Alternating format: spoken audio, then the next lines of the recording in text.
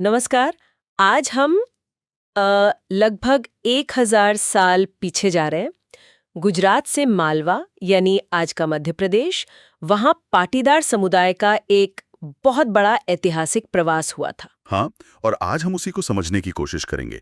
हमारी ये जो बातचीत है, ये डॉक्टर अमृत पटेल के एक लेख पर आधारित है। पाटीदारोनी उत्पत्ति, इतिहास अने भ्रमणों, ये एक यूट्यूब चैनल पर भी साझा हुआ था। तो हमारा मकसद क्या है आज? मतलब सिर्फ ये जानना कि कब गए। नहीं, सिर्फ वो नहीं, हम ये समझने की कोशिश करेंगे कि ये इतना बड़ा प्रवास आखिर हुआ क्यों, कैसे हुआ, इसके आप कह सकते हैं अलग अलग फेजेस क्या थे, और सबसे जरूरी इससे जुड़े सामाजिक और सांस्कृतिक पहलू क्या थे। ये एक समुदाय के इतिहास का मतलब एक बहुत अहम मोड़ था। और इसकी शुरुआत भी बड़ी दिलचस्प है, एक शाही शादी से। विक्रम संवत 1002 के आसपास की बात है ये। हाँ, उज्जैन के राजा थे सिंधुराज।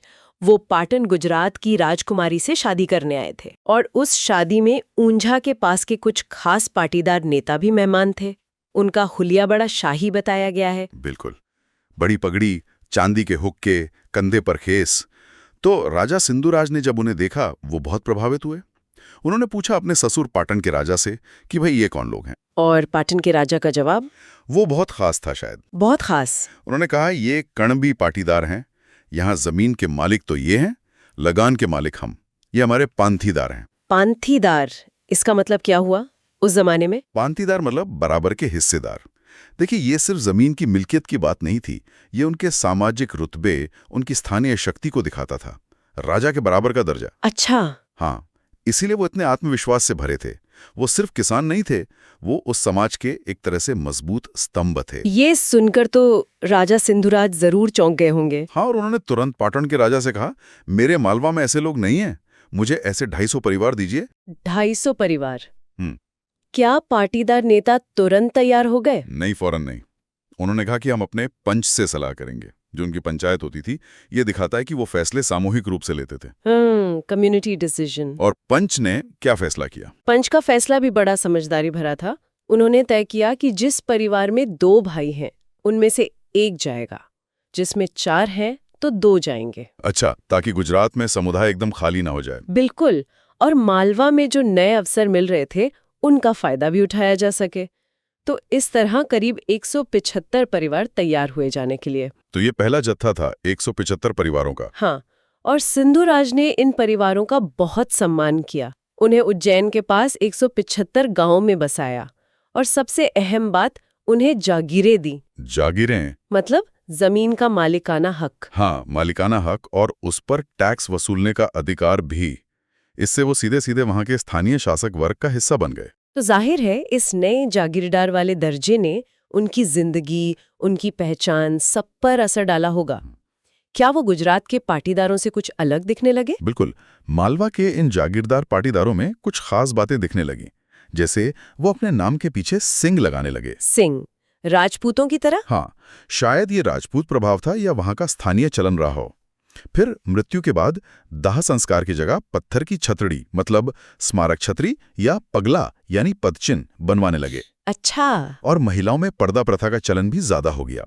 शायद ये नए सामाजिक रुतबे से जुड़ी प्रतिष्ठा की बात थी, या खुद को थोड़ा अलग दिखाने का तरीका। यहाँ तक कि मेहमान नवाजी के तरीकों में भी बदलाव आया। हाँ, जैसे मेहमान गांव के मंदिर या सार्वजनिक जगह पर ठहरते थे। घर की महिलाएं पुरुष मेहमानों के सामने नहीं आती थी। ये छोटी छोटी बातें दिखाती हैं कि कैसे जब सामाजिक आर्थिक स्थिति बदलती है तो सांस्कृतिक आदतें भी बदल जाती हैं। और जब ये पहले समूह की सफलता की खबर वापस गुजरात पहुंची होगी, तो जाहिर है और लोग भी प्रेरित हुए। अगले ही साल विक्रम संवत 1003 में करीब 900 बैलगाड़ियां मालवा के लिए निकल पड़ी। 400 कड़वा पाटीदार, 500 लियोवा पाटीदार। 900 गाड़ियां? ये तो बहुत बड़ी संख्या है।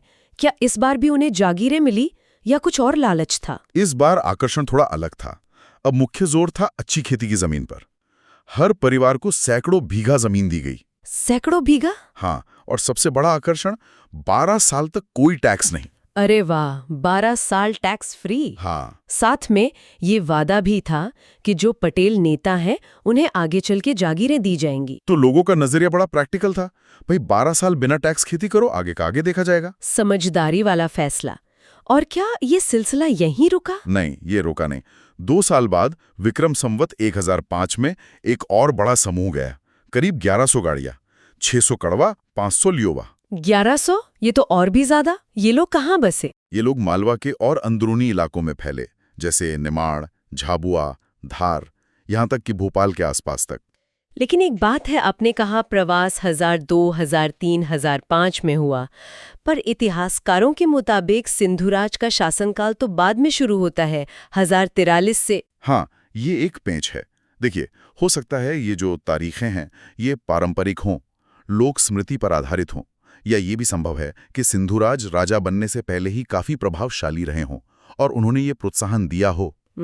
ये हो सकता है। मुख्य बात यह है कि ये प्रवास हुआ और इसमें शाही प्रोत्साहन था, और वो प्रोत्साहन समय के साथ बदला भी। पहले जागीर, फिर जमीन और टैक्स में छूट। अच्छा, अब गुजरात में पाटीदारों की एक बहुत खास परंपरा थी, बंधु का विवाह। हर 12 साल में ऊंझा में उमिया माताजी मंदिर में हजारों जोड़ों की एक साथ शादी। हाँ, इससे समाज में बड़ी एकता रहती थी। तो जो लोग मालवा चले गए वो इस परंपरा को कैसे निभाते होंगे इतनी दूर से? हाँ, ये एक दिलचस्प सवाल है और इसकी एक लोक कथा भी है। कहते हैं कि कुछ सालों बाद जब मालवा के पाटीदार नेता अगले बंधुका विवाह का मुहूर्त मतलब शुभ समय लेने के लिए ऊंझा जा रहे थे, हाँ, तो रास्ते में सेवलिया नाम की जगह के पास उन्हें माताजी मिली, एक ब्राह्मणी के वेश में। माताजी खुद? अरे वहां फिर क्या हुआ? माताजी ने पूछा, कहाँ जा रहे हो भाई? उन्होंने बताया, ऊंझा जा रहे हैं माताजी, शादी का मुहूर्त लेने। तो माताजी बोली, अरे मुहूर्त तो निकल गया, अब सामूहिक विवाह तो 12 साल बाद ही होगा। ओहो। मेरा आदेश है कि अब से तुम लोग अक्षय तृतीया यानी अखातीज पर अलग अलग शादी कर लेना। और उन्होंने प्रतीक के तौर पर एक कंकोत्री मतलब निमंत्रण पत्र जैसा वो भी दिया। ये तो परंपरा में बहुत बड़ा बदलाव था। उन्होंने मान लिया ऐसे? मानना ही पड़ा। कहते हैं उन्होंने वहीं महिसागर नदी के किनारे सेवलिया में 7 इमली के पेड़ों के नीचे लग्न माता का एक छोटा सा मंदिर बनाया। वो मंदिर आज भी है। अच्छा। और इसके बाद से ही मालवा के कड़वा पाटीदारों में अखातीज पर अलग अलग मतलब व्यक्तिगत शादी की प्रथा शुरू हो गई। लेकिन ऊंझा से जुड़ाव पूरी तरह खत्म नहीं हुआ? नहीं, बिल्कुल नहीं। वो जुड़ाव बनाए रखा। आज भी हर साल ऊंझा से जो मुख्य कंकोत्री निकलती है वो पहले सेवलिया मंदिर जाती है। हाँ। फिर मालवा के पाटीदार उसे धामनोद गांव से लेकर अपने अपने गांव में बांटते हैं। क्या बात है, मतलब भौगोलिक दूरी के बाद भी आस्था और एकता बनी रही। हाँ, बिल्कुल। वैसे बाद में 1906 में एक समाज सुधारक थे थोबनदास मोलोत, उन्होंने ये अंतराल 12 साल से घटाकर 10 साल कर दिया था। अच्छा, अब सिंधुराज के बाद मालवा में तो महान राजा भोज आए। उनका क्या रोल रहा इस प्रवास में? हाँ, राजा भोज। उनका शासनकाल विक्रम संवत 1067 से माना जाता है। वो बहुत बड़े विद्वान थे और कृषि जल प्रबंधन में उनकी गहरी रुचि थी। प्रसिद्ध भोजपाल तालाब जिस पर भोपाल का नाम पड़ा वो उन्हीं की देन है। हाँ, सुना है। उन्होंने भी पाटीदारों को मालवा में बसने के लिए खूब प्रोत्साहन किया, जमीनें दी, सुविधाएं दी।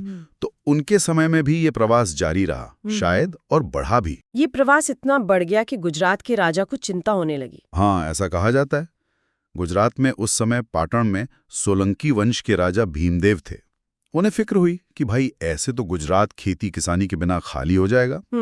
और वो जानते थे कि पाटीदारों की उमिया माताजी में बहुत गहरी आस्था है। तो उन्होंने इसका फायदा उठाया, मतलब धर्म का सहारा। बिल्कुल। उन्होंने ऊंझा मंदिर के पुजारी के जरिए माताजी का आदेश निकलवाया। क्या आदेश? पुजारी ने घोषणा की कि माताजी नाराज हैं, कोपायमान हैं कि सब लोग मालवा चले जाएंगे तो यहाँ ऊंझा में उनकी पूजा कौन करेगा। अब से कोई मालवा नहीं जाएगा और अगर कोई गया तो उसे माताजी का श्राप लगेगा। अरे, ये तो सीधा सीधा धार्मिक डर पैदा कर दिया। पाटीदारों के लिए तो बड़ी मुश्किल स्थिति बन गई होगी। एक तरफ मालवा के अवसर, दूसरी तरफ माताजी का डर। हाँ, धर्म संकट की स्थिति थी। कई लोग डरकर रुक भी गए, पर बहुत से ऐसे भी थे जिन्हें मालवा जाना ही था, जिन्हें वहां अपना भविष्य दिख रहा था। तो उन्होंने क्या किया? वो रात के अंधेरे में चुपचाप छुपो रस्तों लेकर निकल पड़े। अच्छा, चोरी छुपे। हाँ, और माना जाता है कि इसी स्थिति से वो मशहूर कहावत निकली, मन होए तो मालवे जवाए। अरे वाह, मन होए तो मालवे जवाए, मतलब अगर मन में ठान लो तो मालवा जाया जा सकता है। तो इस कहावत के पीछे ये कहानी है। हाँ, यही माना जाता है। ये कहावत उस दौर के लोगों की जबरदस्त इच्छा शक्ति और शायद थोड़ी मजबूरी का भी प्रतीक बन गई कि अगर इरादा पक्का हो तो धार्मिक या सामाजिक बाधाएं भी रास्ता नहीं रोक सकती। सही कहा। तो आज क्या स्थिति है मालवा में पाटीदारों की? उनकी पहचान कैसे बनी हुई है इतने सालों बाद? अनुमान है कि आज मध्य प्रदेश का जो मालवा क्षेत्र है, उज्जैन, इंदौर, धार, भोपाल, निमाड़ वगैरह, वहां करीब 25 से 30 लाख पाटीदार हैं। 25-30 लाख? काफी बड़ी संख्या है। हाँ, और वो खुद को गर्व से पाटीदार ही कहते हैं। हालांकि सरकारी रिकॉर्ड में कभी-कभी पुराना नाम कुलमी या कुलामी भी मिल जाता है। और क्या उनका जुड़ाव अब भी उत्तरी गुजरात से किसी तरह दिखता है, सरनेम वगैरह में? बिल्कुल दिखता है। कई उपनाम यानी सरनेम सीधे सीधे उत्तरी गुजरात के गांवों से जुड़े हैं। जैसे एक उदाहरण है, उज्जैन के पास दातोतर गांव के जो अमृतियां पाटीदार हैं, वो मूल रूप से गुजरात के दाताली गांव के हैं। ऐसे बहुत से उदाहरण हैं। अच्छा। और इसकी पुष्टि वो पारंपरिक वंशावली का रिकॉर्ड रखने वाले बारोट या वहीवंशा लोगों के बही खातों से भी होती है। उनमें ये सब दर्ज होता था कि कौन सा परिवार कब कहां से आया। कमाल है। और उनका रहन सहन, सामाजिक स्थिति आज कैसी है? देखिए, मुख्य व्यवसाय तो आज भी खेती ही है। करीब 95-97% लोग खेती से जुड़े हैं। और दिलचस्प बात यह है कि उनका जीवन स्तर अक्सर काफी ऊंचा माना जाता है। उनके व्यवहार में खास किस्म की शालीनता दिखती है। शायद वो पुरानी जागीरदारी वाली पृष्ठभूमि का असर हो। हाँ, संभव है। कुछ सांस्कृतिक समानताएं गुजरात से आज भी हैं, जैसे गहनों के डिजाइन वगैरह में, लेकिन पारंपरिक पहनावे में काफी अंतर था। पहले महिलाएं अक्सर महाराष्ट्रियन स्टाइल की साड़ी पहनती थी। अच्छा, महाराष्ट्रियन स्टाइल? हाँ, पर अब खासकर युवा पीढ़ी में गुजराती पहनावा फिर से लोकप्रिय हो रहा है। और कोई चुनौती? एक चुनौती जरूर है। जैसे निमोड़ जैसे कुछ इलाके हैं जहां आर्थिक समृद्धि तो है, लेकिन शिक्षा का स्तर अभी भी उतना ऊंचा नहीं है जितना होना चाहिए। पर कुल मिलाकर देखें तो वे बहुत मेहनती, उत्साही और स्पष्टवादी लोग माने जाते हैं। एक सफल और संतुष्ट समुदाय। स्रोत में एक और रणनीति का जिक्र है जो मुझे थोड़ी चौंकाने वाली लगी, कि मुश्किल समय में परिवार बिखर जाते थे। हाँ, ये उनकी टिके रहने की, मतलब सर्वाइवल की एक और मिसाल है। जब कभी अकाल पड़ता या कोई और बड़ी विपत्ति आती तो अक्सर एक ही परिवार के भाई अलग अलग दिशाओं में निकल पड़ते थे। अलग अलग दिशाओं में? हाँ, कोई पूरब में मालवा की तरफ चला गया तो कोई दक्षिण गुजरात, खेड़ा या सूरत की तरफ, या महाराष्ट्र बॉर्डर की तरफ। कोई पश्चिम में सौराष्ट्र की तरफ चला गया, खासकर मोरबी के आसपास। यह तब की बात है जब मोरबी शहर बसा भी नहीं था। और ये जानते हुए कि शायद वो फिर कभी मिल ही ना पाए। बिल्कुल, ये बहुत ही कठिन फैसला रहा होगा, लेकिन अपने वंश को बचाने के लिए, कहीं ना कहीं टिके रहने के लिए वो ऐसा करते थे। ये उनकी असाधारण जुझारूपन और माहौल के हिसाब से ढल जाने की क्षमता दिखाता है।